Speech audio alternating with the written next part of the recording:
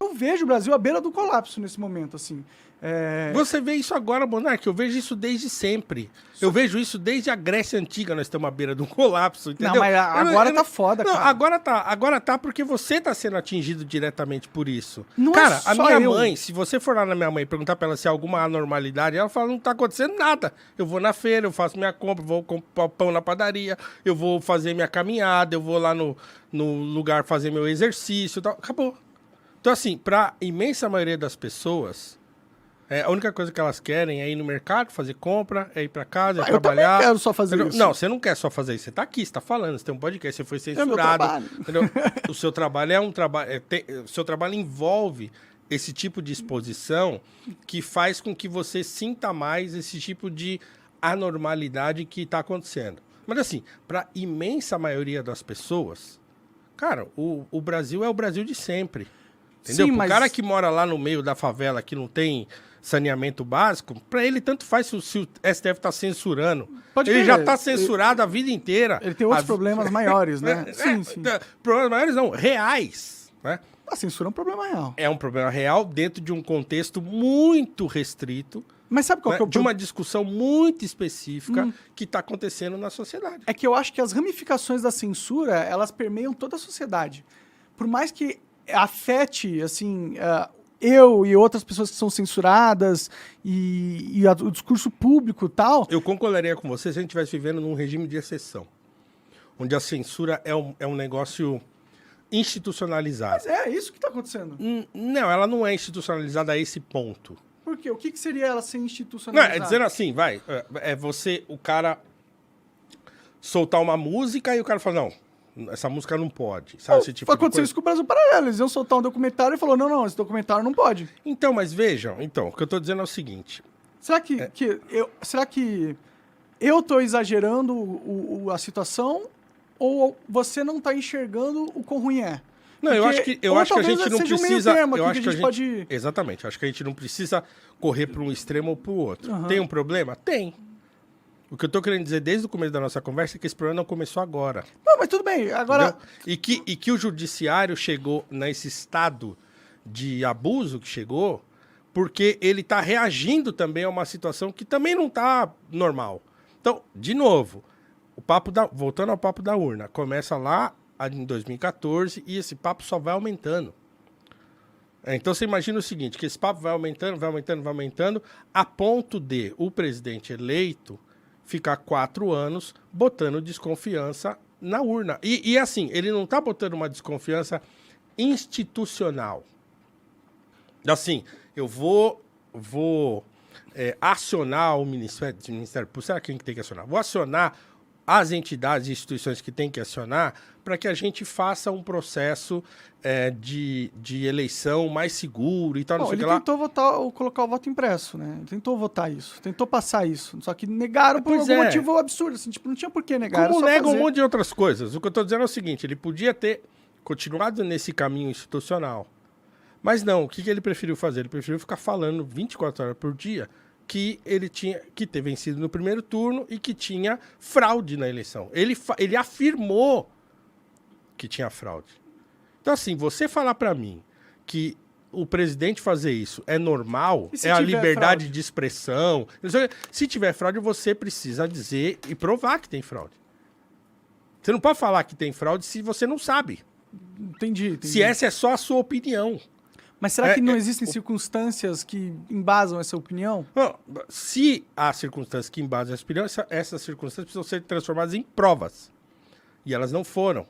Pelo presidente, inclusive. Então ele passou. Politicamente, o Bolsonaro, ele acha que vai resolver tudo no grito. Mas isso não é fazer isso, Monarca, é você menosprezar a gravidade disso aí. Porque é muito grave isso. Para mim é grave a gente ter um sistema que é falho e os caras saberem uma solução simples e ignorarem e não darem essa satisfação pro povo. Tudo bem. E ainda exigir que a gente confie nas urnas. Tudo bem, mas voltando ao Bolsonaro.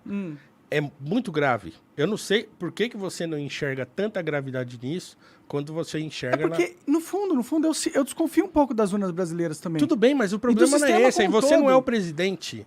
Entendeu? Você não, Não, é. mas é por isso Ele que eu não acho grave pra caralho, entendeu? Porque se eu fosse o presidente, eu ia ter desconfiança das urnas. Tudo bem, mas você ficaria falando isso publicamente 24 horas por dia, Não, dizendo que ele tem falou fraude? 24 horas por dia? Falou o tempo Todo todo. dia? O tempo todo ele Eu vi que ele isso. falou isso, mas não era tipo Muitas toda hora, vezes. tá ligado? Muitas vezes ele falou isso. Entendi. Mas é Não que importa se ele não falou 24 horas por dia, é que eu tô usando uma hipérbole, claro, mas claro. ele falou o tempo todo disso tudo bem, aí. tudo bem. Ele manteve essa Falou, a narrativa. fraude está no TSE.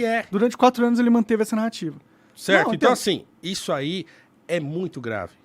Tá bom. Mas Porque é o presidente Será da que a gente- República implantando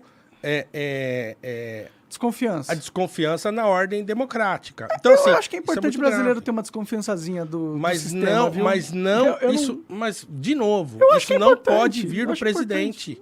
Tá bom, tudo bem. Porque ele tem uma função institucional, moleque. Por isso que tá uma bagunça essa desgraça. Porque assim, você acha que o presidente não precisa ter uma espécie de controle daquilo que ele deve ou não deve fazer. Eu acho que é o dever Porra. do presidente, se ele acha que tem problemas nas eleições e risco de fraude, eu acho que ele tem o dever de falar, de agir. de apresentar suas preocupações. Não, ele não tem o direito de falar tem fraude. Não tem. Tudo bem, aí ele tá dizendo, se o Bolsonaro fosse um pouco mais esperto, ele poderia fazer vários discursos defendendo maior segurança nas urnas, sem falar que elas são fraudadas com certeza. Por exemplo. Ele poderia ter feito isso se ele fosse um cara inteligente. Não importa, Mas ele é o não é um presidente. cara inteligente. Tudo bem, não importa. Uma e- pessoa que não. Sim, Ele é cara, turrão, ele quer ganhar no grito, ele uma quer que pessoa todo mundo pode acredite ser- nele só porque ele é ele, entendeu? mas ele não é só um cara burro. Ele não é só um sujeito bobo, estúpido, bobo feio. Não. Isso é uma atitude criminosa. Não pode fazer isso. Não como Aí você presidente me da perde, República, você me perde. como presidente da República, você não pode achar normal que ele- o presidente ele acha da que tem a República fraude. não é que ele ache, ele afirmou mais de uma vez que tinha fraude. Sim, é o que ele acha. Mas É, ele ele, não ele pode- acha isso. Mas não interessa o que ele acha dentro dessa instituição que ele representa. O que ele acha conta menos. Porque ele representa uma instituição. Bom, o presidente, chamada Presidência da o que o presidente República. acha importa muito, na verdade. Não, o que dentro ele acha importa muito, mas dentro do contexto pessoal, ele pode falar isso lá numa porta fechada e tal. Agora ele vai lá a público e fala, tem fraude na urna? Isso não pode. Entendi.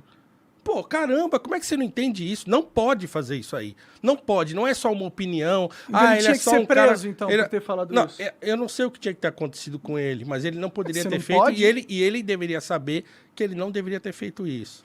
Eu acho não que pode. pode sim, você pode falar, ele não deveria fazê-lo.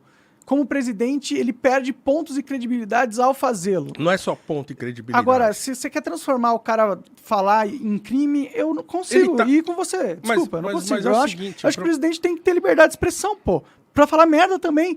Isso dá e vai ter custos políticos pra ele na frente e que Não é ele só perca a custo eleição político. como perdeu. Tudo bem, mas isso Mas não é não só é- custo político. Tem gente, É Monark, custo tem gente político. dormindo na porta E de sempre quartel. vai ter gente dormindo na porta. Não, do mas quartel, tem de gente maluco, dormindo na vai ter porta gente de maluca quartel sempre. hoje, lá, gritando, Forças Armadas salvem o Brasil, porque, dentre outras coisas que aconteceram nesses últimos 4 anos, o presidente falou, tem fraude na urna.